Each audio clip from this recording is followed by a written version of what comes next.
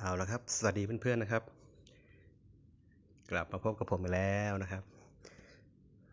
วันนี้นะครับจะมาแนะนำวิธีการบันทึกวิดีโอในหน้าจอนะครับอันนี้เป็นเครื่องใหม่นะครับเป็น Redmi Note 7นะครับผมเชื่อนะครับว่าได้หลายคนนะครับ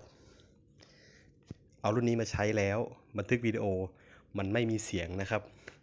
เหมือนอย่างที่ผมเป็นนะครับครั้งแรกอะถึงกับงงกันเลยนะครับโอเค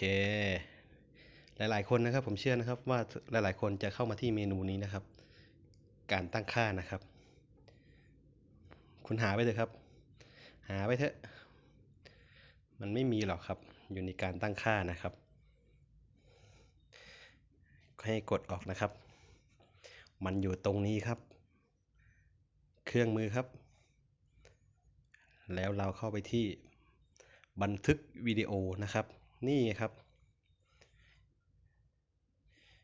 มันอยู่ตรงนี้เองครับแหล่งที่มาของเสียงครับนะครับถ้าเราบันทึกอยู่มันจะไม่สามารถแก้ไขได้นะครับให้เราเข้ามาแก้ไขตรงที่แหล่งที่มาของเสียงนะครับแล้วเราเลือกไปที่เสียงไมค์นะครับแค่นี้เองครับมันก็ใช้งานได้แล้วนะครับส่วนอื่นนะครับก็การตั้งค่าเกี่ยวกับกล้องนะครับเกี่ยวกับความละเอียดหน้าจอพวกนี้นะครับมันจะอยู่ตรงนี้นะครับทั้งหมดเลยนะครับมันไม่ยากอย่างที่คิดนะครับแต่ก็ไม่ง่ายนะครับสำหรับคนที่เพิ่งหัดเล่นนะครับคนที่เพิ่งซื้อมาใหม่ๆนะครับ Redmi Note 7ตัวนี้ก็ถือว่าใช้ได้นะครับคุณภาพเยี่ยมเลยนะครับตัวนี้เป็น RAM 4 ROM 64นะครับก็ถือว่าความเร็วใช้ได้มากนะครับ ROV นี่ลื่นปืดครับสำหรับใครที่มองหาโทรศัพท์แบบดีๆอยู่นะครับแนะนำตัวนี้นะครับใช้ได้เลยความเร็วนะครับลื่นหัวแตกเหมือนกันนะครับตัวนี้แล้วก็อย่าลืมนะครับเทคนิคที่บอกไปนะครับในการบันทึกหน้าจอนะครับ